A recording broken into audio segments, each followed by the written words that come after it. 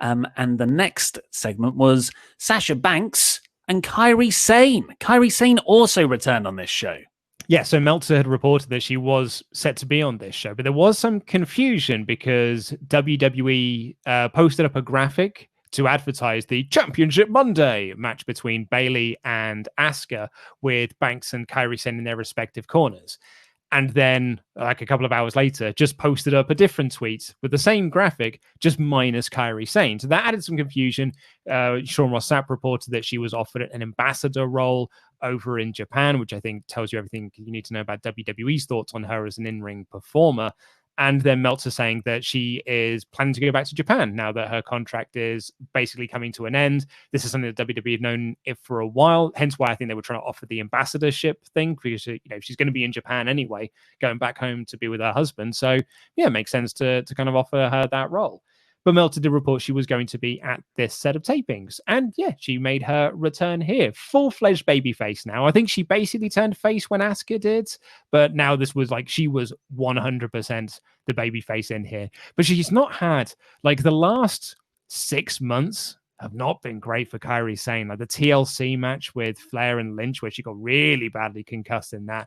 And then you fast forward a little bit to, not being on TV. Fast forward a little bit. Nia Jax throws her into a turnbuckle. That takes her out for a little bit. Fast forward again. She gets thrown into some steel steps by Nia Jax, and that takes her off TV again. It's been a rough... If I'm Kairi Sane, I'm like, yeah, I'm going home, mate. I think I'm going to go home. I don't want to renew my contract.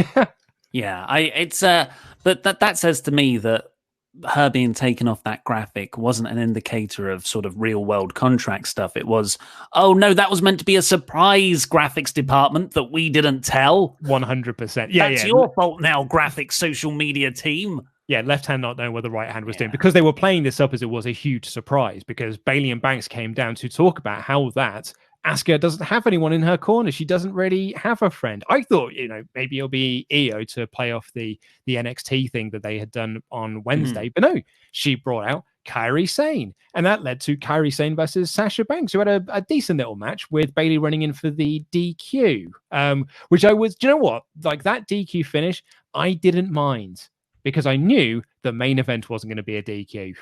Yeah, I totally agree. I think this was a really nice example of a night episode long storyline. Here was the opening chapter to it, paid off later in the main event. It was just, this match was a way to give more heat to the main event.